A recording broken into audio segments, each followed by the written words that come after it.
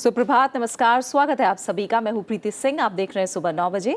आइए शुरुआत करते हैं मुख्य समाचारों के साथ।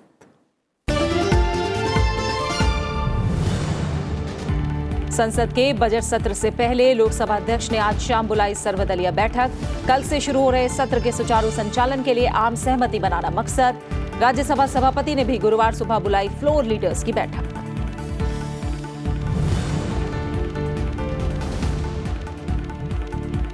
राष्ट्रपिता महात्मा गांधी की 71वीं पुण्यतिथि पर राजघाट समेत देश भर में कार्यक्रमों का आयोजन। राष्ट्रपति, उपराष्ट्रपति और प्रधानमंत्री ने दी श्रद्धांजलि। दांडी में आज नमक सत्याग्रह स्मारक राष्ट्र को समर्पित करेंगे प्रधानमंत्री।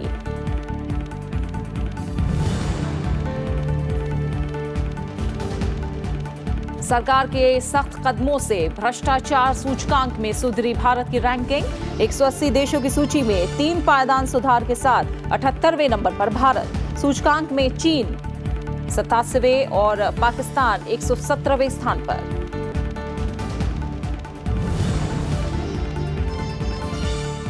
पश्चिम बंगाल में अमित शाह की रैली के बाद हुई हिंसा पर केंद्रीय गृह मंत्री सख्त। मुख्यमंत्री ममता बनर्जी से बात कर जताई चिंता। कहा दोषियों के खिलाफ हो सख्त कार्रवाई।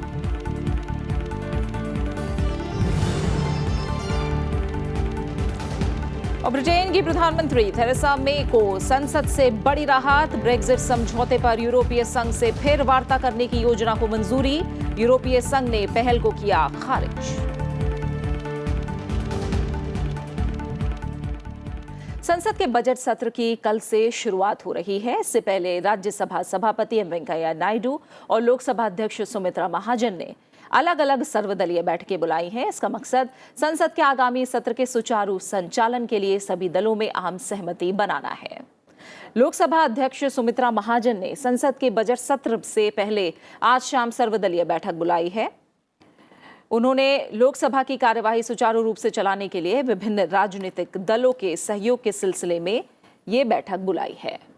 बजट सत्र 31 जनवरी यानी कल दोनों सदनों की संयुक्त बैठक में राष्ट्रपति रामनाथ कोविंद के अभिभाषण से शुरू होगा। अंतरिम बजट 1 फरवरी को पेश किया जाएगा। सत्र 13 फरवरी तक चलेगा। राज्यसभा के सभापति एम वेंकैया नायडू ने आगामी सत्र की शुरुआत से पहले 31 जनवरी की सुबह सभी पार्टियों के फ्लोर नेताओं की बैठक बुलाई है। यह सत्र आगामी आम चुनाव से पहले प्रधानमंत्री नरेंद्र मोदी के नेतृत्व वाली मौजूदा एनडीए सरकार का अंतिम संसद सत्र होगा। बजट सत्र के दौरान कामकाज सुचारू रूप से चलाने के मकसद से सरकार ने भी 31 जनवरी को दोपहर 3 बजे सर्वदलीय बैठक बुलाई है। देश आज राष्ट्रपिता महात्मा गांधी की 71वीं पुण्यतिथि पर उन्हें याद कर रहा है। देश भर में कई कार्यक्रमों का आयोजन किया जा रहा है। इस मौके पर बापू की समाधि राजघाट पर विशेष प्रार्थना सभा का आयोजन किया गया है। राजघाट पर सर्वधर्म प्रार्थना सभा भी होगी। 27 जनवरी को साल के पहले मन की बात कार्यक्रम में प्रधानमंत्री ने देश के सभी लोगों से सुबह 11 बजे शहीदों को श्रद्धांजलि देने की अपील की। उन्होंने कहा कि जो जहां भी हो 2 मिनट का मौन रखकर शहीदों को जरूर श्रद्धांजलि दें। शहीदों की याद में राज्यसभा सचिवालय के अधिकारी और कर्मचारी भी संसद भवन के गेट नंबर 11 पर आज सुबह 11 बजे मौन रखेंगे। 30 जनवरी पूज्य बापू की पुण्यतिथि है। 11 बजे पूरा देश शहीदों को श्रद्धांजलि देता है। हम भी जहां हो 2 मिनट शहीदों को जरूर श्रद्धांजलि दें, पूज्य बापू का पुण्य स्मरण करें और पूज्य बापू के सपनों को साकार करना, नए भारत का निर्माण करना, नागरिक के नाते अपने कर्तव्यों का निर्वाह करना, इस संकल्प के साथ आओ हम आगे बढ़ें। राष्ट्रपिता महात्मा गांधी की पुण्यतिथि पर राष्ट्रपति, उपराष्ट्रपति और प्रधानमंत्री ने ट्वीट करके श्रद्धांजलि दी है। राष्ट्रपति रामनाथ कोविंद ने ट्वीट किया है कि शहीद दिवस पर हम महात्मा गांधी और उन अनगिनत स्वतंत्रता सेनानियों को कृतज्ञता के साथ याद करते हैं जिन्होंने हमारी आजादी के लिए अपना सब कुछ न्योछावर कर दिया।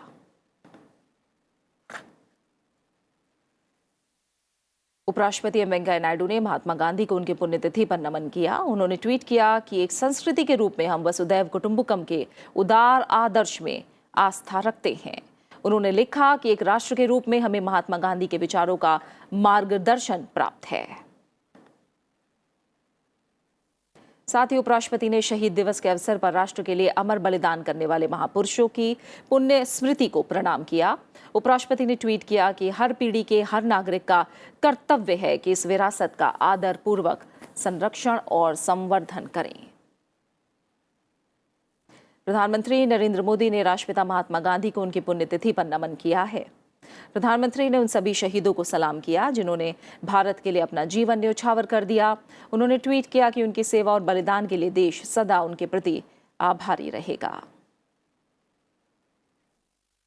राष्ट्रपिता महात्मा गांधी और भारत और भारतीय स्वतंत्रता आंदोलन के प्रमुख राजनीतिक और आध्यात्मिक नेता थे।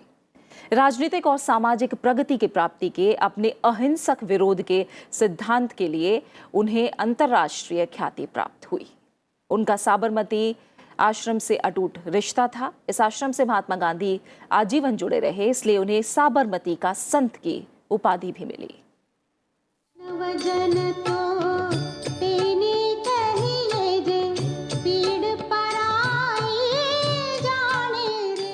मोहनदास करमचंद गांधी यानी महात्मा गांधी का जन्म 2 अक्टूबर 1869 को गुजरात के पोरबंदर में हुआ।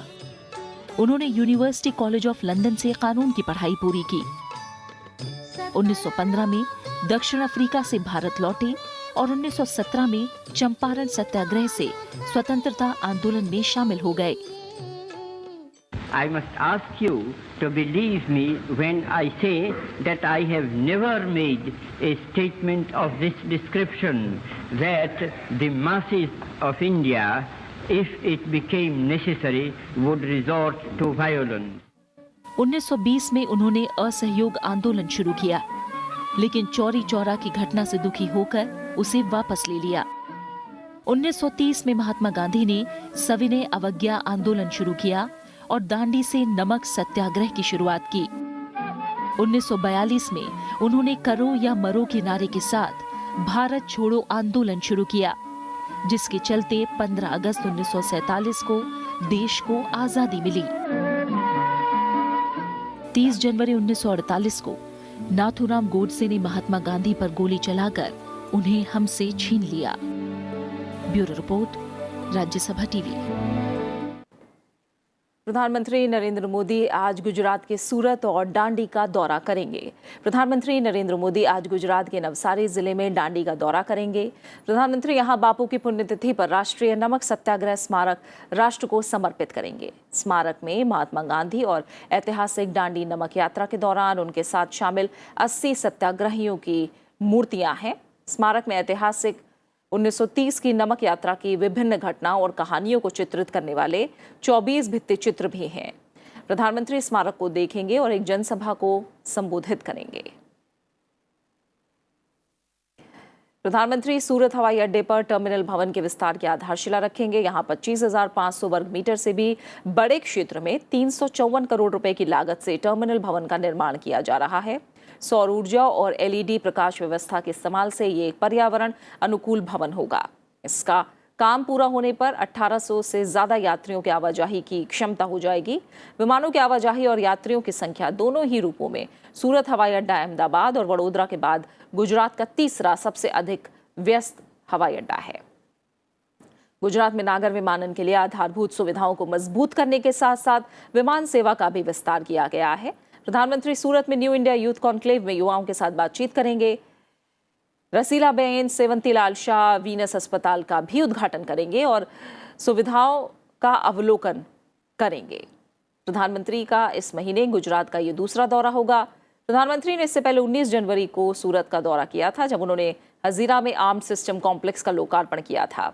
गुजरात के गांधीनगर में 17 और 18 जनवरी को वाइब्रेंट गुजरात सम्मेलन में भी हिस्सा लिया था।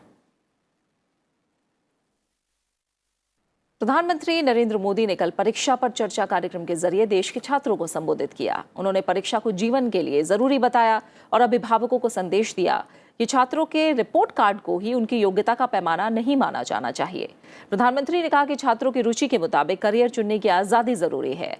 उन्होंने कहा कि देश में निराशा होने का कोई कारण नहीं है और वो देश के लोगों की आकांक्षा पर खरा उतरने की पूरी कोशिश कर रहे हैं। गत वर्ष भी मुझे उन छात्रों को मिलने का मौका मिला था जो परीक्षा के लिए तैयारी कर रहे थे।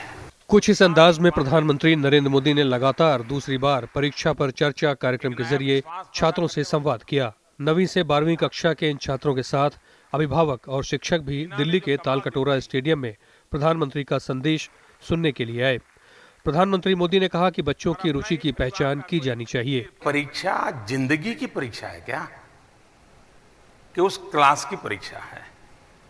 अगर एक बार मन में तय करे भाई ये एग्जाम 10वीं कक्षा की है, ये एग्जाम 12वीं कक्षा की है, ये मेरी जिंदगी का कसौटी नहीं है, अगर इतना से हम सोच लें तो हमारा जो भार है, बोझ है, वो भी कम हो जाएगा।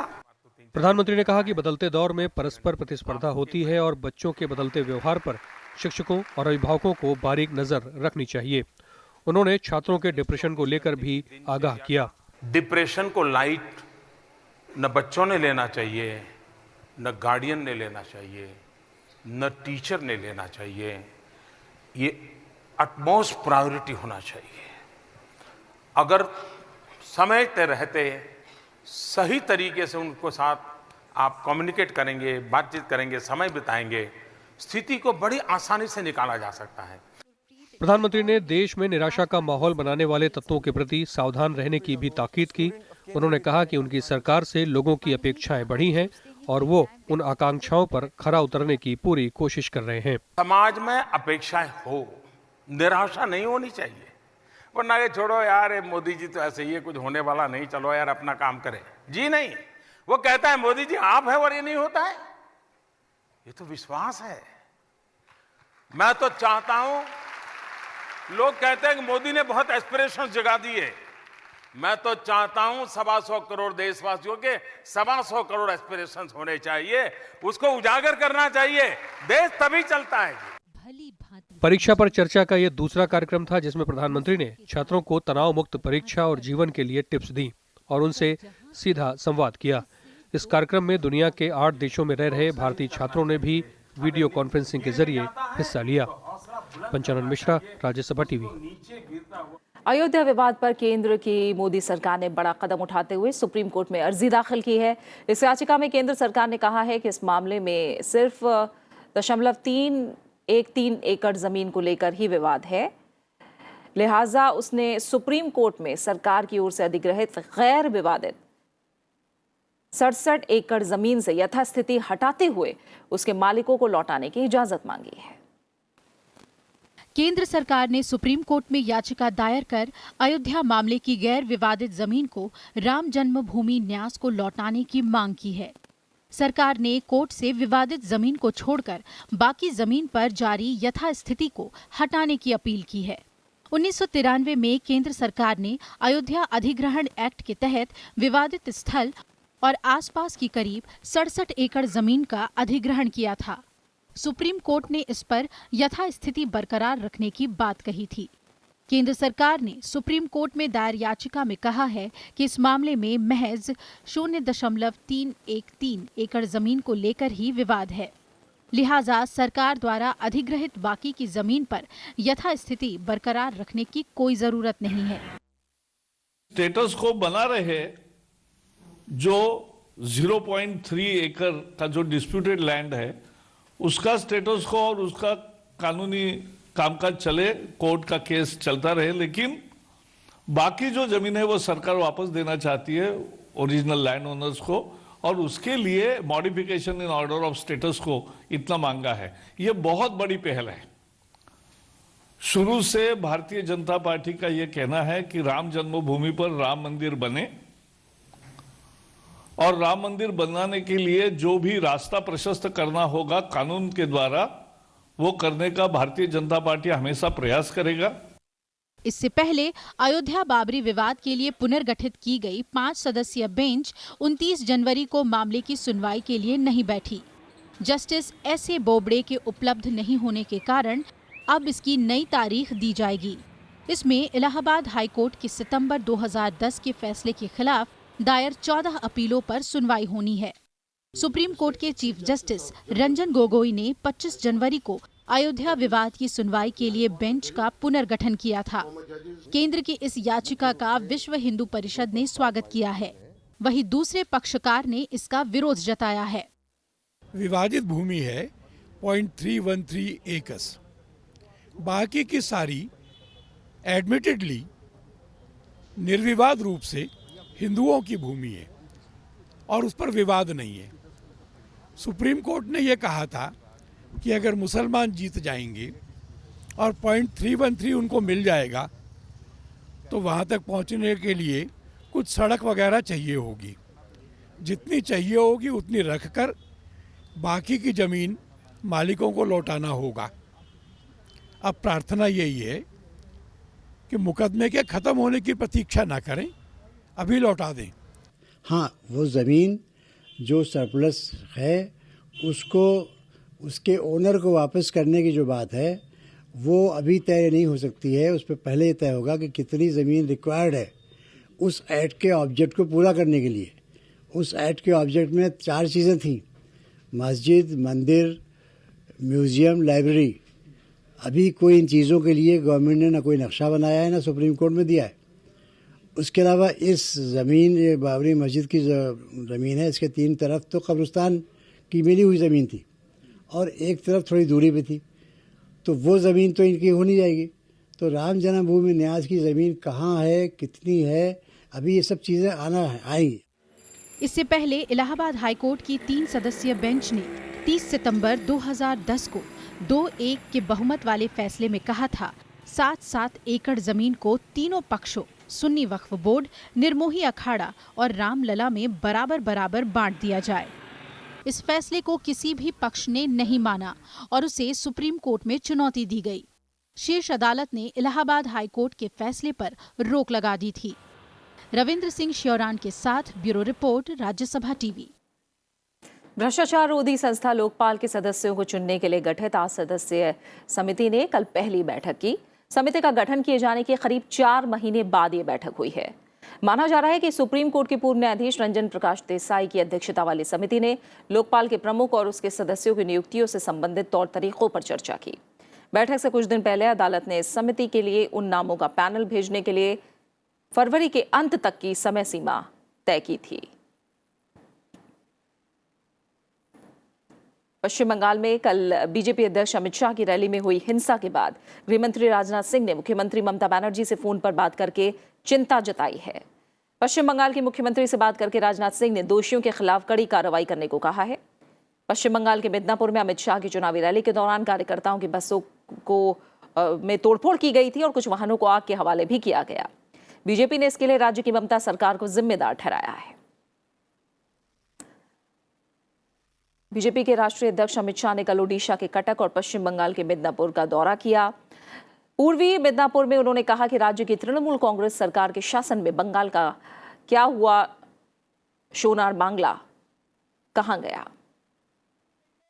उन्होंने कहा कि सभी बंगाल की ओर देख रहे हैं। अमित शाह ने कहा कि देश में एक बार फिर नरेंद्र मोदी को प्रधानमंत्री बनाने के लिए चुनाव हो सकता है, लेकिन बंगाल के लिए चुनाव सोनार बांग्ला बनाना है। बंगाल के अंदर भी पुराना बंगाल हमें चाहिए। रविंद्र संगीत से गूंजता हुआ बंगाल चाहिए। चैतन्य महाप्रभु के कीर्तन की आवाज फिर से एक बार सुननी है। स्वामी विवेकानंद और रामकृष्ण परमहंस से उनके पैदल विचरण से सुगंधित बंगाल चाहिए। तो बंगाल के अंदर मित्रों लोकतंत्र मजबूत करना पड़ेगा। तो मित्रों एक मौका भारतीय जनता पार्टी को दे दो। मैं आपको कहना आया हूं, मोदी जी के नेतृत्व में हम सोनार बांग्ला का निर्माण फिर से एक बार करेंगे। सोनार बांग्ला। इससे पहले कटक में रैली को संबोधित करते हुए अमित शाह ने कहा कि यहाँ एक ऐसी सरकार है जो विकास करना नहीं जानती। उन्होंने कहा कि वो एक ऐसी सरकार देंगे जो ओडिशा को नंबर 1 राज्य बनाएगी। उन्होंने कहा कि 2019 का बहुमत स्पष्ट है और पूर्ण बहुमत से नरेंद्र मोदी की सरकार बनने जा रही है। मैं ओरिया वासियों को अपील करने आया हूं, आपने कांग्रेस को लंबा मौका दिया, उड़ीसा का विकास नहीं हुआ। आपने 19 साल नवीन बाबू को विकास मौका दिया, ओडिशा का विकास नहीं हुआ। एक 5 साल मोदी जी को दे दीजिए, हम ओडिशा को देश का नंबर 1 प्रदेश बनाएंगे। कांग्रेस अध्यक्ष राहुल गांधी कल केरल के दौरे पर कोच्चि पहुंचे, जहां उन्होंने कांग्रेस महिला कार्यकर्ताओं से मुलाकात की। 2019 में लोकसभा में जीत का मंत्र देने के लिए पहुंचे कांग्रेस अध्यक्ष ने पार्टी के महिला नेताओं और कार्यकर्ताओं से कहा कि अगर उनकी सरकार आती है तो महिला आरक्षण विधेयक को संसद में पारित कराना उनकी सरकार की प्राथमिकता होगी। बूथ स्तर के पार्टी कार्यकर्ताओं से बात करते हुए राहुल गांधी ने कहा कि ज्यादा से ज्यादा महिलाएं राजनीति में नेतृत्व करें, वो इसके पक्षधर रहे हैं। That the first thing that we are going to do when we win the 2019 election is pass the women's reservation bill in parliament, and we will ensure that in every election many more youngsters and women participate. Prayagraj में उत्तर प्रदेश सरकार की cabinet ने कई बड़े फैसले लिए हैं। Cabinet बैठक के बाद मुख्यमंत्री योगी आदित्यनाथ ने घोषणा की कि उत्तर प्रदेश सरकार प्रदेश में गंगा एक्सप्रेसवे बनाएगी। उन्होंने दावा किया कि 600 किलोमीटर का ये एक्सप्रेसवे दुनिया का सबसे लंबा एक्सप्रेसवे होगा। उन्होंने कहा कि 600 किलोमीटर लंबे इस एक्सप्रेसवे के लिए 6,556 हेक्टेयर भूमि का इस्तेमाल होगा। साथ ही इसकी लागत 36,000 करोड़ रुपए होगी। उन्होंने बताया कि यह गंगा एक्सप्रेसवे प्रयागराज को पश्चिम यूपी से जोड़ेगा। मुख्यमंत्री ने कहा कि मंत्रिमंडल ने गोरखपुर लिंक रोड परियोजना के प्रस्ताव को भी मंजूरी दे दी है, जो आजमगढ़ और अंबेडकर नगर को पूर्वांचल एक्सप्रेसवे से जोड़ेगा। साथ ही योगी कैबिनेट ने देशभक्ति से ओतप्रोत और 2015 में पाकिस्तान के खिलाफ भारतीय सेना की ओर से की गई सर्जिकल स्ट्राइक पर बनी फिल्म उरी को भी प्रदेश में टैक्स फ्री कर दिया है।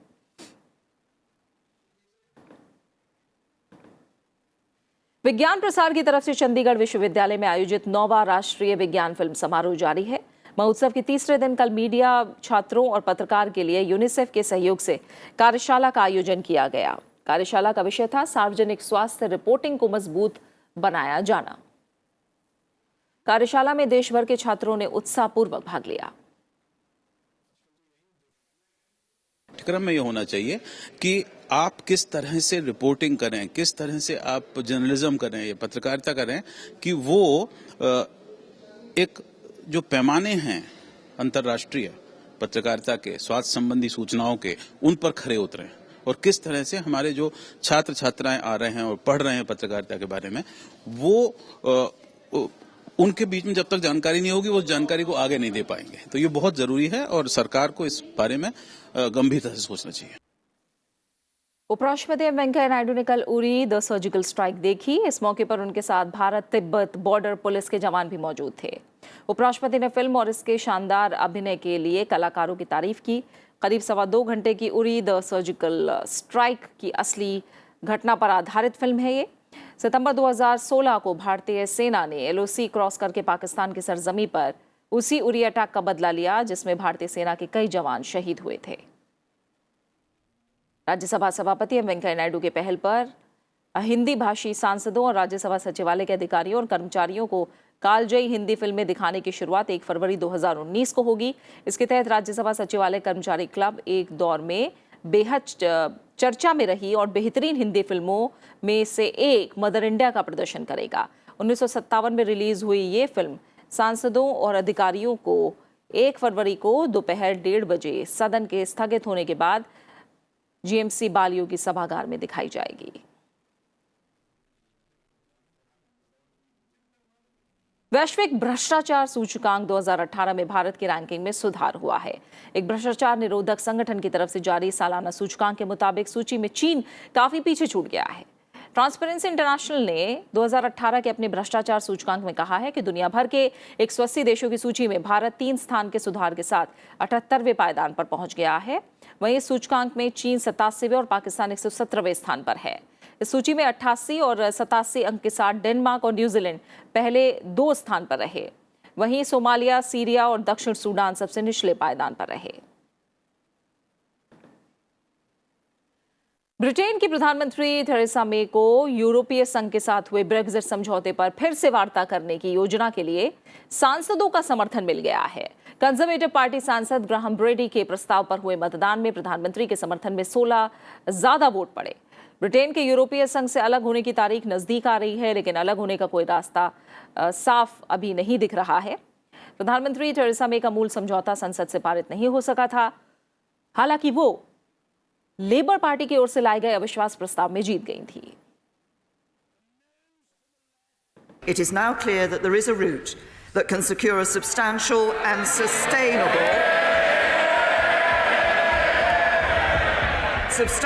sustainable majority in this House for leaving the EU with a deal.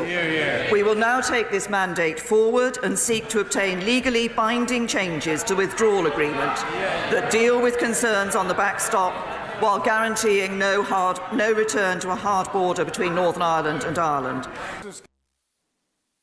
मशहूर समाजवादी नेता और पूर्व रक्षा मंत्री जॉर्ज फर्नांडिस का अंतिम संस्कार कल दोपहर बाद किया जाएगा।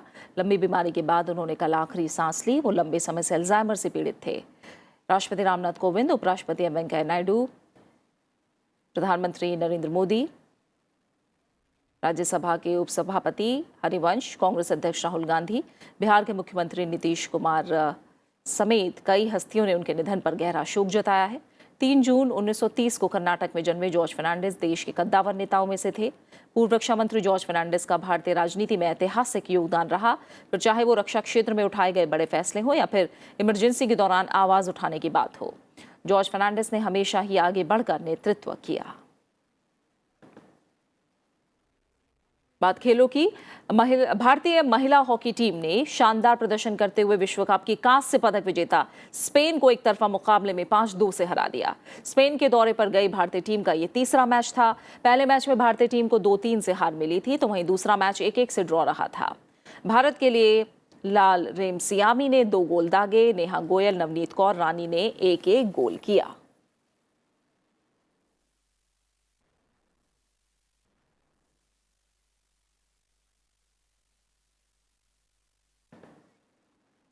दिल्ली के विजय चौक पर कल शाम बीटिंग द रिट्रीट के साथ ही गणतंत्र दिवस समारोह का समापन हो गया।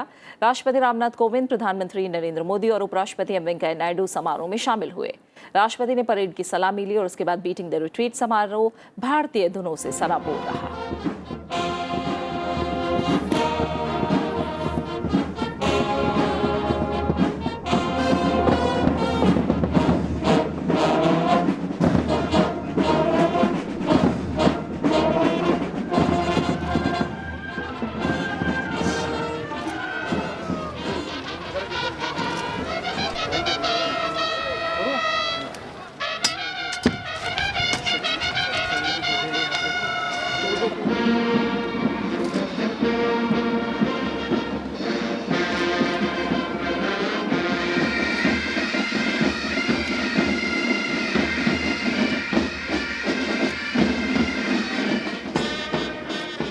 और इसी के साथ फिलहाल सुबह 9 बजे की खबरों में मेरे साथ इतना ही। ब्रेक के बाद विशेष में देखिए अलविदा जॉर्ज फर्नांडिस। नमस्कार।